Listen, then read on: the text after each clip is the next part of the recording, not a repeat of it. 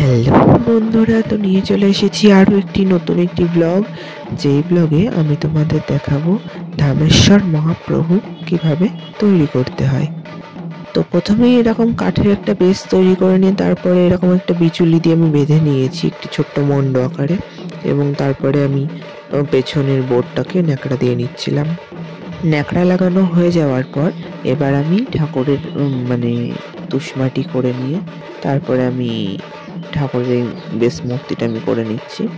করে নেওয়ার পরে এবার আমি বেলে মাটি দিয়ে ঠাকুরের আমি গায়ের অংশগুলো সেরে নিচ্ছি এবং ভালো করে সুন্দর করে আমি পাট মিশানো মাটি দিয়ে এগুলো ঠিকঠাক করে করে নিয়েছি, এবং নিচের অংশগুলো আমি এরপরে ঠিক করে নেব। এবং বুকের উপর আমি আলতো করে মাটি চাপিয়ে দিচ্ছিলাম, যেহেতু ছেলেদের বুকটা একটু বডি শডিওয়ালা হলেই ভালো লাগে দেখতে, তো আমি একটু মাটি দিয়ে নিচ্ছিলাম।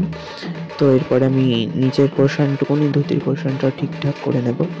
তো তোমরা দেখতে থাকো, যদি ভালো লাগে ভিডিওটা অবশ্যই লাইক, কমেন্ট এবং শেয়ার করবে, এবং যারা চ্যানেলে নতুন এসেছো তারা অবশ্যই সাবস্ক্রাইব করে নাও। তো ভগবানের ধামেশ্বর মহাপ্রভুর পাটা সোজা থাকে, কিন্তু আমার এখানে কৃষ্ণর পায়ের মতনই একটু দেওয়ার চেষ্টা করলাম, এবং নিচে পর্দার পোর্শনটাও করে নিলাম।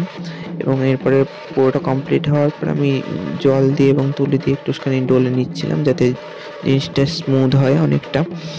তো এরপরে এই সাইডের ব্যাকগ্রাউন্ডগুলো আমি একটু যেরকম নর্মাল থাকে সেরকম আমি একটুখানি ব্যাকগ্রাউন্ডগুলো করে নেওয়ার চেষ্টা করছিলাম, লম্বা প্লার টাইপের।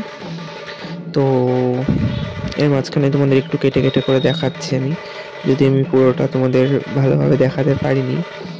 আমি তো গহনাগুলোও করে নিয়েছি, এরপরে আমি এভাবে আস্তে আস্তে উপরের ডিজাইনগুলো এভাবে আমি আস্তে আস্তে করে নিয়েছি। তো তোমরা দেখতে থাকো, তো অবশ্যই ভালো লাগবে তোমাদের। তো ডিজাইনগুলো বেশ খারাপ লাগছিল না, তোমরা দেখে জানাবে অবশ্যই কমপ্লিট হওয়ার পর কেমন লাগলো।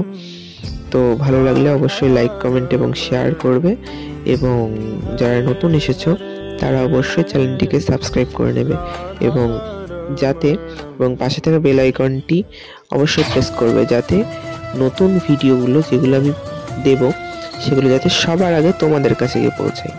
থ্যাংক ইউ বন্ধুরা।